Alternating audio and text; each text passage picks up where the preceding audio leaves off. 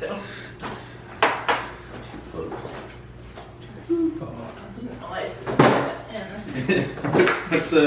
What's the sound? The sound effect?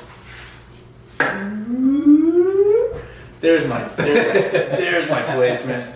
I need it. There's my mark. Woo.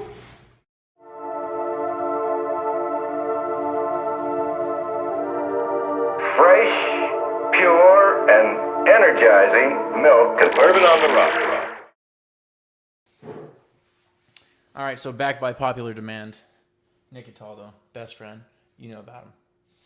This is episode 13 of Milk and Bourbon. We'll be covering Wild at Heart by John Eldredge. Additionally, we're going to get Nick in the bourbon game. We just tried some sips prior to turning the camera on. And he goes, "Oh, it's good." And I was like, good. I'm going to try it. And I tried it, and I said, "Oh, do you taste this flavor or this flavor?" And he goes, "Nope, I taste bourbon." It's binary for me. Yeah. This is not water. Yeah, so we're going to have a good time with that. The way we're going to structure this is as we talk about Wild at Heart, we're going to be sipping on this first one, the Winchester. I'll give you a brief update on that here in a second. And then on the latter half of the podcast, we'll be drinking George Remus. There's actually a really cool story behind the name George Remus as well that I've mentioned in past podcasts. So we'll be moving through that as we go through the book. Basically, the premise of Wild at Heart is this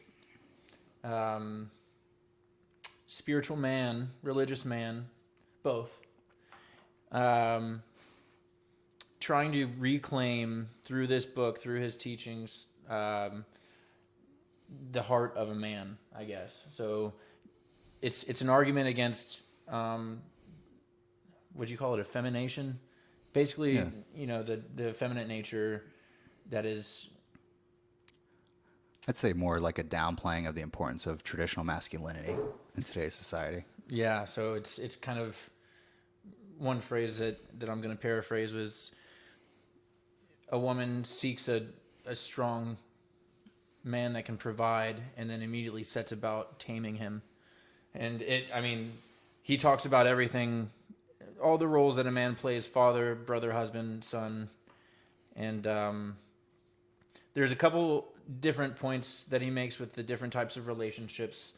And he initially is talking about as a father, because he's a father of, what is it, 2 or 3 boys? 3 boys? I think it's 2. 2? To grow as men, or into men, and that his sons cannot become the type of man that the world needs without a man showing them how to do it. Yeah. And this whole talk actually spurned a little bit of a renaissance in how. So Nick here is a father of 2 very young boys, solid young men already, and he decided that he's going to do something about his raising of them.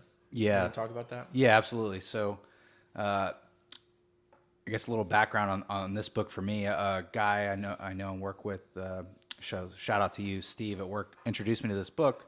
He's a father of a few children, a couple boys included in the lot, and he's like, "Hey, as a father, you should read this book." And so I read it kind of through that lens of like how to become a better father, and it touched on a lot of things that I had seen, read, experienced in my own life in terms of what exactly it means to be a man, and then kind of layering into that now, like what exactly it means to be a man who is a father of sons.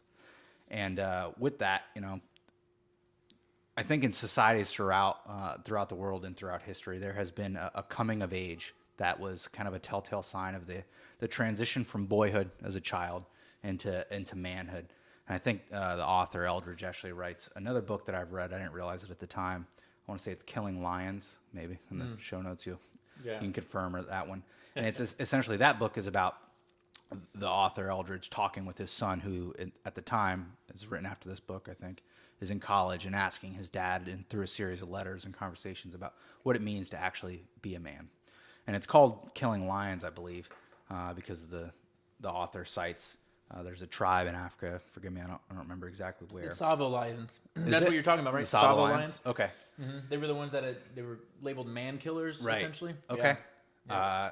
Well, they in the in these old tribes, the boys were raised to become hunters, and they're put through these trials, and they're raised with that end state in mind for the boys.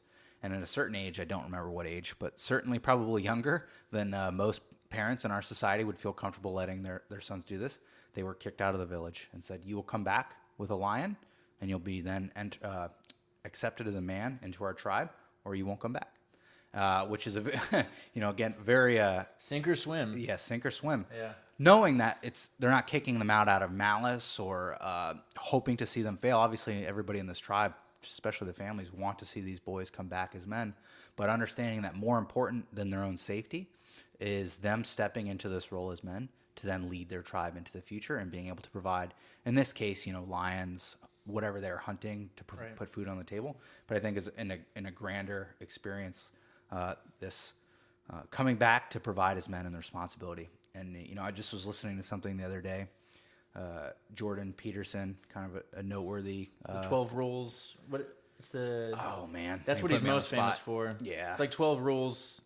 Nah, I'll look it up and I'll update you. But yeah, I know exactly what you're talking about. Very, very influential thought leader, I think, in the masculine space, or really the I think freedom space. But I think the majority of his audience speaks to young men, and he's talking about. Today in our society, we talk so much about rights and human rights, and this is my right. And he's like, you can't have the conversation about rights without having the conversation about responsibility, which is the flip side of that coin, and how men really become men when they own the burden of responsibility. So all that is kind of a long-winded background to say that I want to raise my sons in a way that they enter into manhood eyes wide open, and in a way that they know what that means. Not necessarily that they've achieved that end state at a certain age, but that they have a clear-eyed perception of what that means and what a good man and a guy that's being a good man and a man who is good, like some of the distinguishing variables there have. So I've come up with, with Brittany, at least a general framework. I mean, we have 10 years before we probably put this into play, but the training really starts now. A series called the Crucibles. That will I'm already loving this because, just the term crucibles alone gives me because me, you, and Brittany went through a crucible of our own. Yep. And I think we came out better because of it. Yep. Or at least me and Brittany did. I don't know. If you were ready. No, 100%. I mean, we all, whether we know it or not, life will put us through the gauntlet or the crucible or trying times, whatever you want to call it. And from what I've seen from people that I look up to or people that I admire, that I want to learn from, is that they choose their crucibles and face them head on, and that typically makes their character stronger, irregardless of male, woman, whatever stage. They seek out trying times because they know it's going to shape them in a way that they desire. And whether you know that or not, people are going to get tried. People are going to have tough times arise, and in the words of my dear old coach Eddie Wishers, tough times don't last, tough people do. Those things are going to find them. I want to give my sons a framework with which to view some of those challenges and a way to deal with those. And it's cool because you're giving the opportunity for these boys to do it in a somewhat controlled manner. Yes. Now, you're not Savo-lioning them, right? Correct. But you are giving them an opportunity to prove themselves. Yes. Having reached. Yes. And that is, I think, any parent will really understand the delicate balance with which we expose our children to the world. And one of kind of a subtext of the author's point here is that as a parent, you're guiding your child through life. They're going to grow up, and as a parent, we try to balance okay, what risks are we willing to expose them to for what we perceive to be a net benefit that outweigh the potential risk. That most parents would say, I'm not going to throw my child in the car at 15 and say, hey, I want you to drink a fifth of bourbon, and then I want you to drive, no seatbelts, turn off your lights at night, because that's an unacceptable risk. But we recognize, okay, there's value in them driving a car. So how do we kind of serve as a handrail along the way into their journey of learning how to do that? So with the Crucibles, for both of them, we're going to touch on some things that Brittany and I both think are important. And I want to highlight that is, this isn't a man saying, hey, this is how sons should be raised. Children benefit most from being raised by a mother and a father who bring two sides of the same coin, the balance of the yin and yang into a complete human. That is the same for a girl as it is for a boy. Just the needs are probably different for both the girls and the boys. So some things that Brittany and I think are important are, things like how to manage money responsibly, how to work hard, how to build or create something with your own hands, how to learn, how to pursue what you're passionate about. For me, something that I'm really grateful that the military has taught me is how to become more survivable off the land when a lot of the niceties of modern culture are taken from us.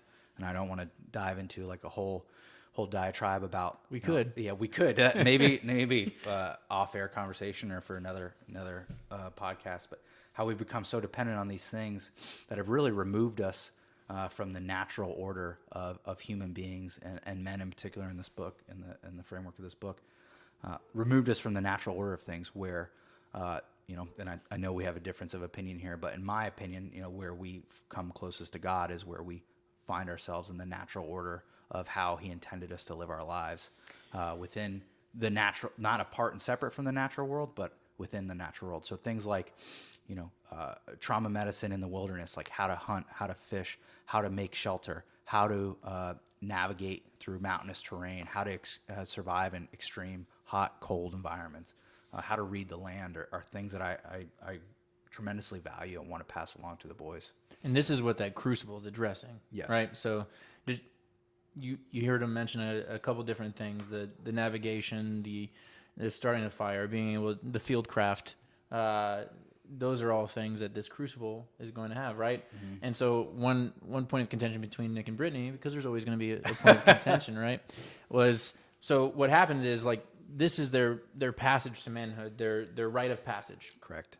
And that's why he's designing it this way, is that once they hit a certain point, I think you said 15? 16. 16. Yeah. So at 16 years, his two sons are going to go through this Crucible, and having passed through it, they become men in the eyes of their parents. So, drinking at home, making some of those decisions that an adult could only make, are now theirs to make, because you can trust them to make that. They've gone through their Crucible. But there is a line that was drawn, right? Yeah, it has to do with women. So we have a little bit of time to talk about that. A decade. Yeah, a decade or so. And Brittany's probably the more rational side of valor there. But yeah, whether or not women are allowed in the house at any point for the boys for maybe an overnight stay. Yeah, I mean, you tried it. You tried to slide it. Well, in. Yeah, you gotta measure your boundaries. Like, okay, that's gone too far. Now let's just come back to the other side. That's just it was an addendum to the. That's just a married or long-term relationship. That's just sometimes you just gotta test. You gotta test your boundaries. Like, all right, where am I gonna get away with this and where not? Yeah, so that was where we both, me as a prospective father, any day I could find out, and an uncle to the boys. And then so like him being a father of two, me one day planning on becoming a father at some point, found a lot of common ground there with how he was saying, like, these boys need their fathers just as much as they need their mothers. And in fact, like, if you don't have both, they're always fundamentally going to miss something once they reach adulthood. Mm-hmm. And then he goes on to, like, I mean, because it's not too late for anyone. Obviously, there are some people that have been raised by women alone, or by there could be any number of things: abusive parents, non-existent parents, just parents that kind of were focused on their own careers, anything like that. And he does kind of address men that are struggling with issues that have happened in the past, where they've got this gaping hole where their father should have been able to fulfill whatever desires they had as young boys to grow into men. And there were a couple different quotes that I looked at, and when I read these, I had to write them down immediately. So one was, every man needs to actually ask himself, what am I made of? And it is his duty to find out through discovery. It is fear that keeps a man at home where things are neat and orderly and under his control. And that's kind of what he's addressing with the Crucible. That's kind of what anyone can address with any sort of thing. Is like, people will get used to the status quo. And in that comfort, they become complacent. And with that complacency, you're never maintaining you're either losing or gaining every Right. day.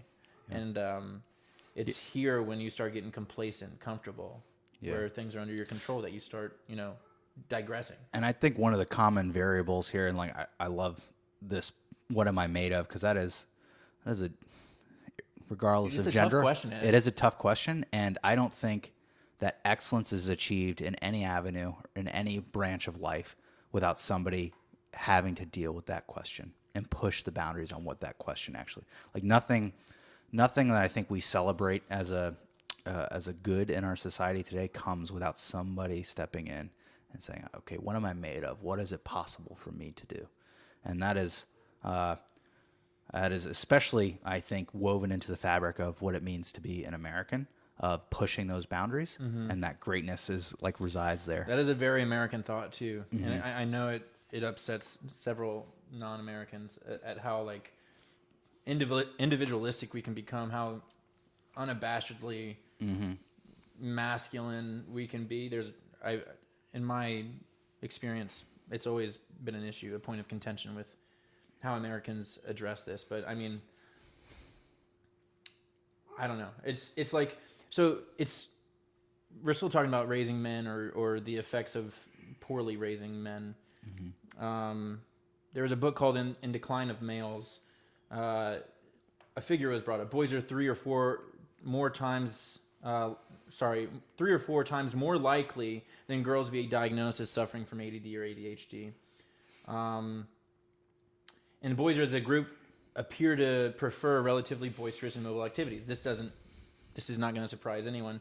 But the way it's been addressed with how we raise these men is that we make the men conform to the training or the teachings and not the other way around. And we talk about having some modular learning and that we're getting better at this. I've just heard this. I've known a ton of teachers. My mom is a teacher. So they're talking about being able to adapt their teachings more towards the individual and reducing class size and all that. But still, it hasn't really been addressed that like boys are not receiving the message because they're not receiving it in a way that they can actually process it. And so I guess what I'm trying to drive at is that men are supposed to be inherently dangerous, and we're asked not to be, and we're asked to tame it down, whether it's in a relationship or going through school.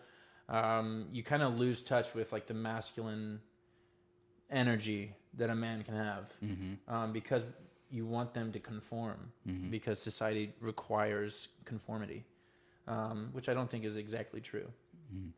But what I want to ask you is like, so we disagreed with a couple different things during this book. We actually had a talk where we kind of just naturally slipped into this discussion, and there was a thing that was addressed, and it had to do with the man's desire for connection, I guess. Okay. And that connection could be intimate, it can be whatever. But we were talking about at one point, Mr. Eldredge, the author, was talking about some thoughts he was having, struggling with his marriage. Yeah. And here's where the point of contention is. It's that he addressed that these thoughts, and they were negative thoughts, and they were thoughts that were divisive to his relationship. They were trying to drive him away from his wife. Yeah. So like if he had acted upon anything that he was thinking about, whether it was with an argument with his wife or seeing a pretty girl walk by, like the Matrix woman in the red dress type stuff, like and he would have these thoughts like, oh, that woman's very pretty, or, oh, my wife is just bugging the hell out of me. I don't know. Yeah. And he was always saying that was the devil. And so he's very spiritual, spiritual. And Nick's fairly spiritual himself. I've kind of like regressed from that. And I stand on the side of this is just human nature.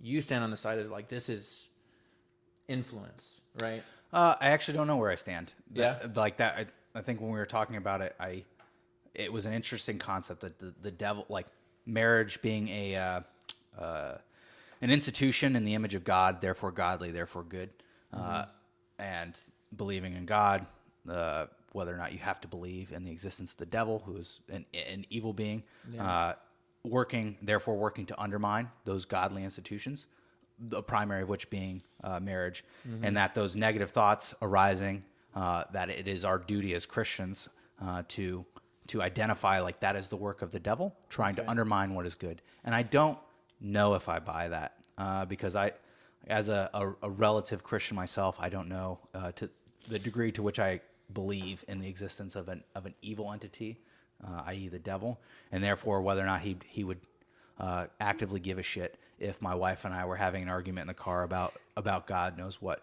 But that does seem like a very I'm assuming that the devil is real and very existent. Yeah. That's a very relatively small microcosm of the entire planet for the devil to be concerning himself with. I get what you're saying. And this is where I don't dismiss it, but I don't fully accept it. And I don't dismiss it. I don't accept it for the reasons that you just mentioned. Yeah. But I also don't dismiss it because we expect the same level of intimate care and individual attention from God. Why wouldn't we expect it from the antithesis, the devil? Right. So I don't know if that is the case, or if that is, as you say, like, hey, man, those are our natural urges that actually God imbued us with.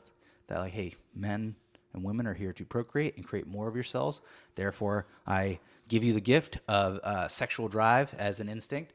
And just because you get married doesn't mean that those thoughts go away. But here's where I entertain the ideas, because there are times, and I thankfully I cannot cite a specific example of when you're winning. Yeah, That's winning. When you're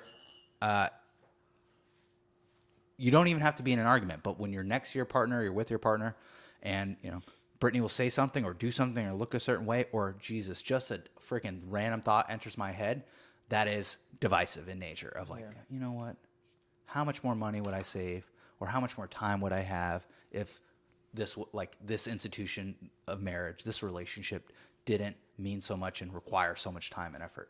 And sometimes it is random, and he speaks very well to this in the book, which is where I'm like, oh, a level of connection is made between myself and the author of like, it is hard to trace where that line of thinking comes from, and it becomes very impactful.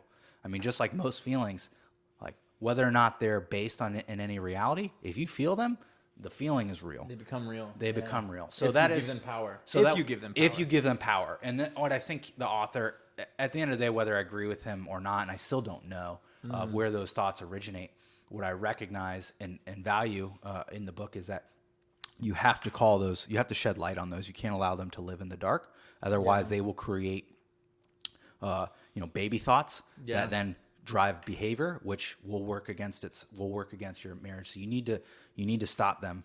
And that's part, he ties it back to being a man, is shining light on the dark places of yourself. And accepting who you are and challenging the things that you want to challenge in order to become the man that you choose to be, rather than just be a victim of your circumstances. And that's definitely something I admire about your guys' relationship, is that even when it's a tough conversation, I know you guys have it. Yeah. There's no way that like you or Brittany allow it to fester. So like when there's something bothering you guys, like I can put money on it. I feel like if there was something that was really fundamentally bothering both of you, there's no way that would not there. You both would shed light on it. And that right there builds an undeniable and like almost a level of trust that I don't know if you could recreate via another means, because I know like if I'm messing something up, she'll tell me, even if it's indirectly, and I have to be willing to listen to that, and it is painful at times. But the alternative is to let the rot exist and grow, and just on the surface everything seems fine, and then you have, unfortunately, what I think happens too frequently is things just fester, and at some point it just becomes irreversible. While we simmer on that, we're about to switch over bourbon, so I'm going to give you a quick explanation as to what this Winchester bourbon whiskey, straight bourbon whiskey, is. Besides good. So Nick here, he was traveling. How do we know we're not talking about yourself then? Right. So Nick, this one, he was traveling. Yeah, self-identify. He was traveling, and he had been thinking about me, because that's what best friends do. And he was in a liquor store and he was like, "Hey, I'm seeing a lot of bourbon here. Are any of these interesting to you?" And that one was the one that I chose while we were FaceTiming. And after a little bit of research, this is a technologically aged bourbon. So in order to stay within the confines of the law that I've explained in a past podcast, to make it a bourbon, they do have to age it in oak barrels for 2 years. But after the 2 years, they send it through some ultrasonic vibrations to induce chemical reactions in this young 2-year-old spirit to advance the age. And my initial thought was like, oh, that's kind of gross. But it tastes good. Like, when right off the rip, before we even started the podcast, he was like, this tastes good to me. And I guess this process helps with removing any off flavors or bad mouthfeels through just, like, I guess, standardizing the process. Yeah. It doesn't leave anything to chance. Something tells me the purists will severely dislike that portion. Absolutely. Of it. The purists won't like that it's from Charleston, South Carolina. That's true. Yeah, that's true. And those purists be damned. I'm having a good time. It's a new wave. Yeah. So this is a Charleston, South Carolina. It's called Terra Pure. Off the rip, I thought it tasted a little fruity, and he said it tasted like bourbon. So it was good though. It's a very tasty drink. We're both gonna write down our stars out of 5 here. We're not gonna look at it. We're gonna reveal it at the very end. But with that, we're gonna head on to the next portion. Fresh, pure, and energizing milk and bourbon on the rock.